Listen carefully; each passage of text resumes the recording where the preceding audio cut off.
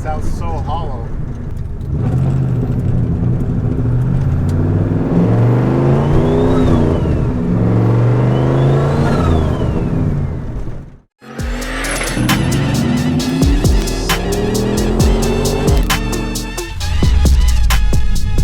Alright, day 2 of the dash firewall remodel.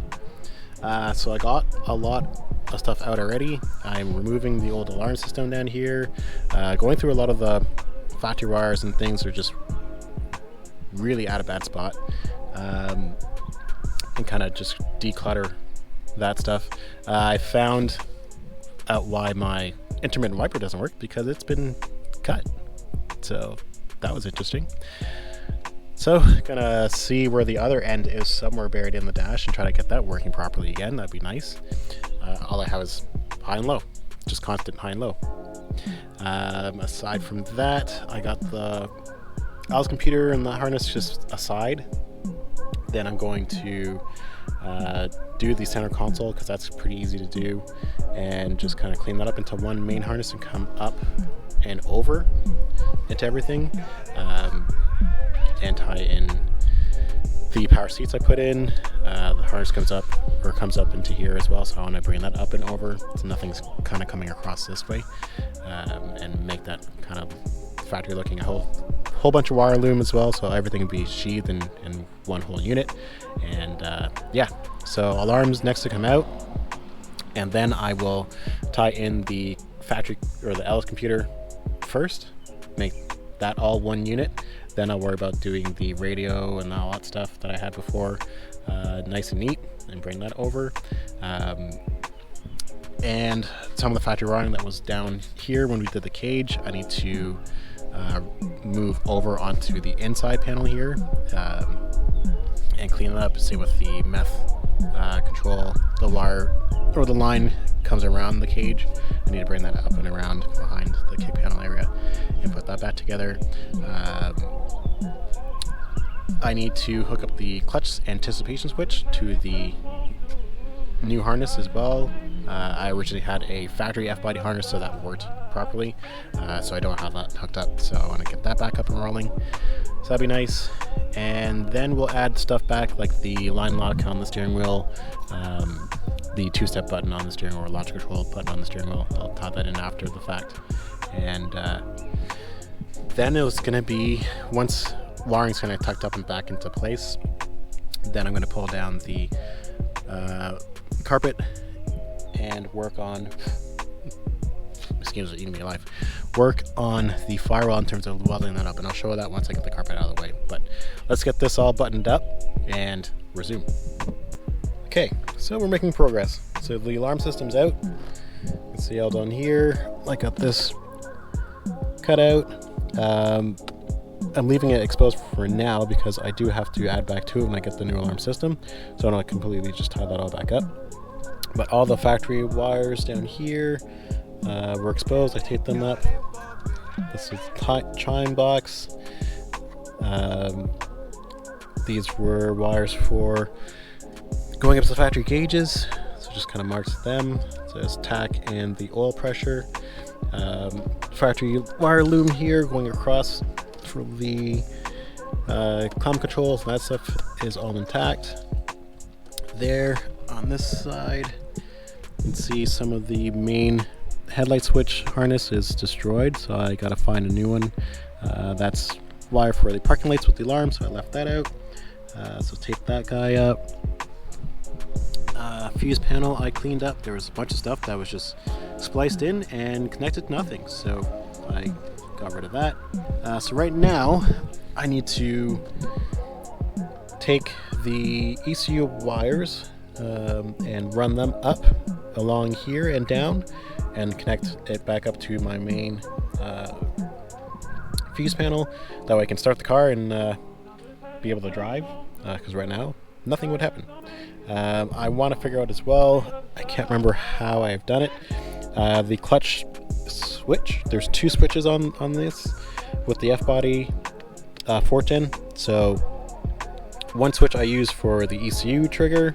The second one is the starter interrupt. So I want to figure out which way I want to connect this so that with the alarm start as well, it's still a starter cut.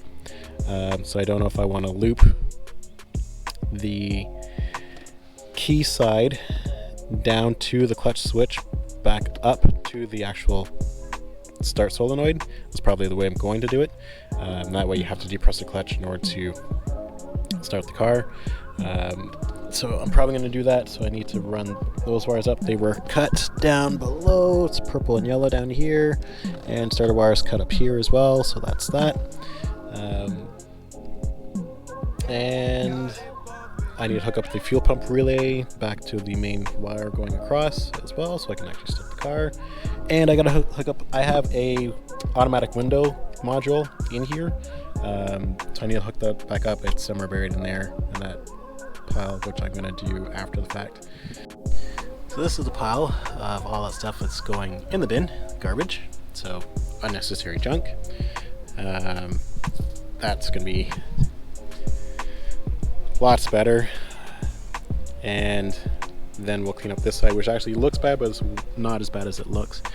So it's just because I got everything kind of sitting in here. It's running out of daylight, so I kind of want to get the main things powered back up so I can put the windows up and then move the car. The rest won't take me long to kind of go through and just get it back up and going. So all in all, it's not a huge deal. As long as you mark everything of where they go, what they do, positive, negative, then it's not bad. So I have a new fresh roll of wire for power and ground.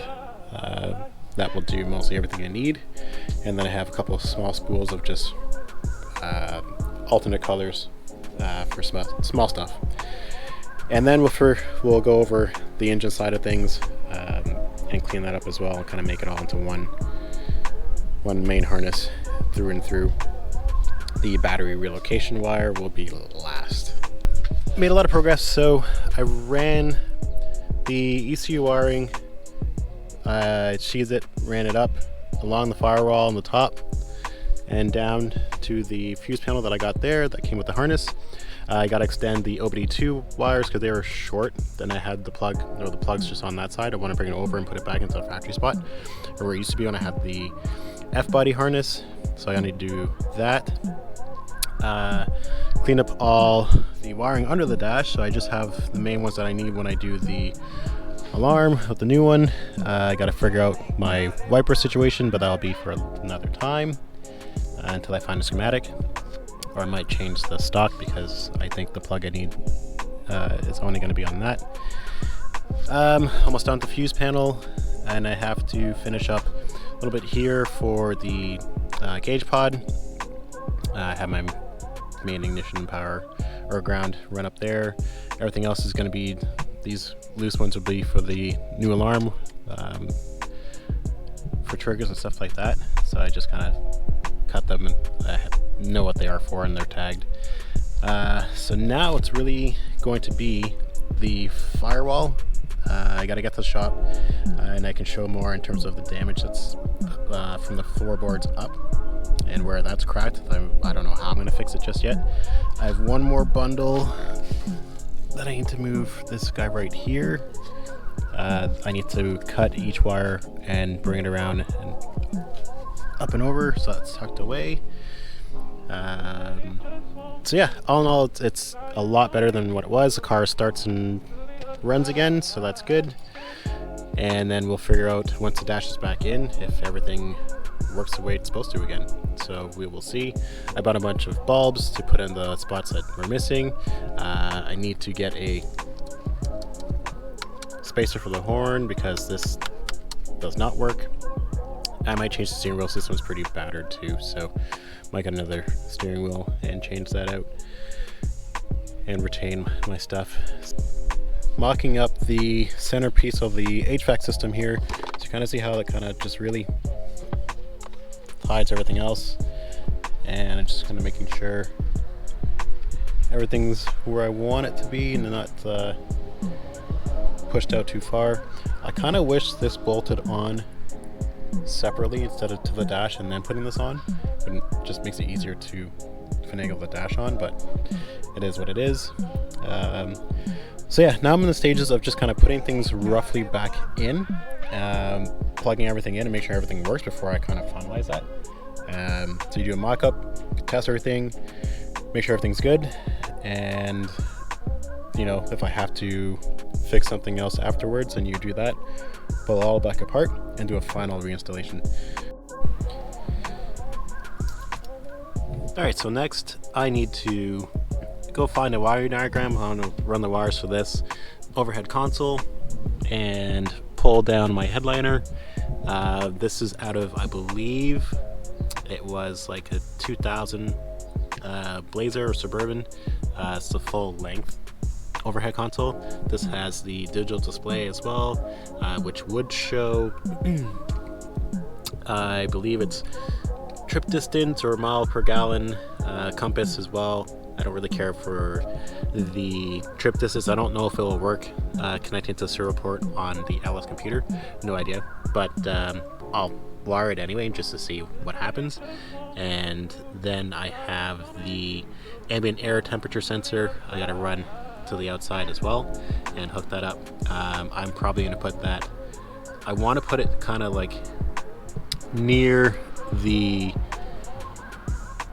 turbo area, or at least by the intercooler, so at least I can see underhood temps. It's more what I'm interested in, not the actual ambient air outside. So more so in terms of when the hood's closed, just how hot things are, as a reference to myself. So, and with that, so I did plug in the dash cluster, turn the key on, just make sure the gauges worked.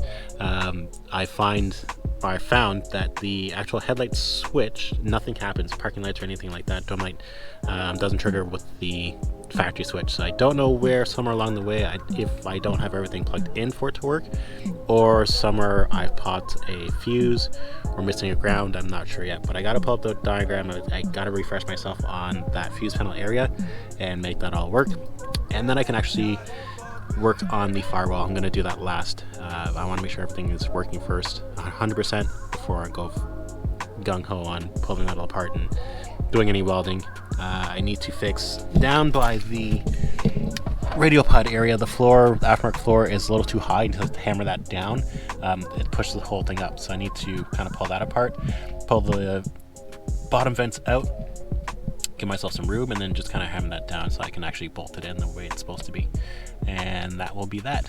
And once I'm done with patching the firewall and fixing that crack, then I can lay in some insulation, seam sealer, foam, etc., and seal that off.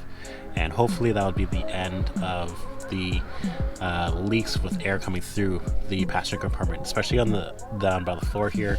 I think it's really from the heater box that's leaking the most, but I can't tell just yet. So once I get the carpet pulled back enough, we will address that.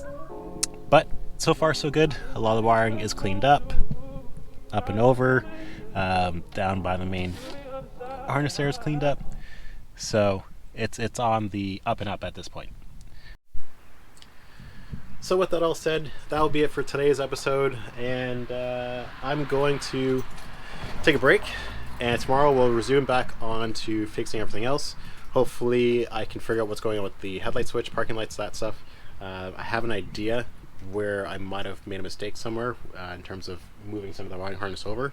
So I'm going to dive into that first thing in the morning, and then once I know that's all good, we'll head to the shop, and hopefully we can fix that firewall, and I'll show you guys where that big problem is coming from. I feel it a lot now with the clutch pedal flexing on the firewall, where getting to gear or even starting the car, it doesn't quite engage. So that's something that has to be rectified no matter what. So with that, thanks for watching. Please like, share, subscribe, ask any questions, and I will see you guys next.